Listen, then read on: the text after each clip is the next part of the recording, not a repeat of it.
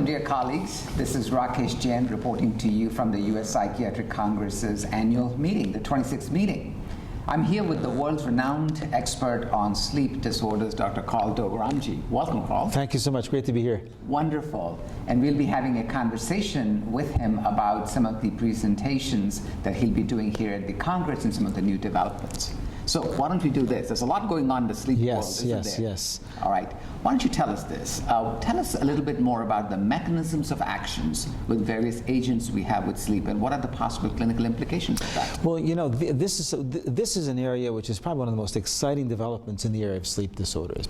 As you know, our therapeutic regimens so far have been dealing primarily with GABA, and for good reason. GABA is a hugely important neurotransmitter.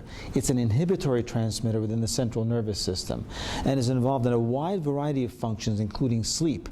So its augmentation has helped us a great deal. Benzodiazepines, benzodiazepine receptor agonists, and so on.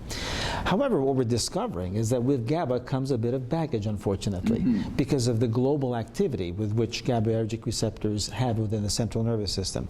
So the new thrust in sleep medicine is to be able to develop agents which target other areas. For example, the arousal system, which features histamine, is now being looked at in the antihistaminic agents as ways of producing less arousal and therefore more sleep. Or the melatonin system. As you know, the melatonin system is involved not only in terms of sleep initiation and maintenance, but possibly also in circadian regulation.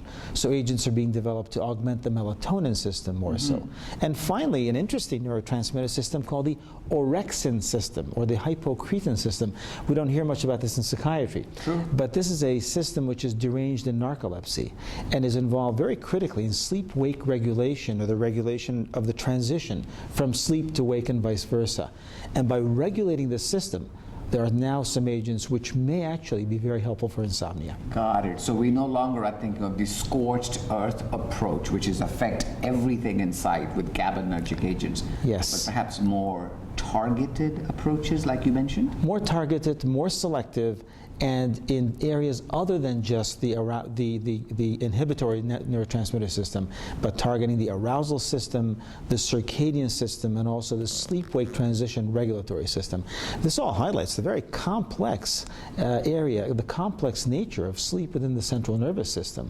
There are many, many different players involved, and by looking at the various different receptors, we may be able to produce a sort of a better sleep pattern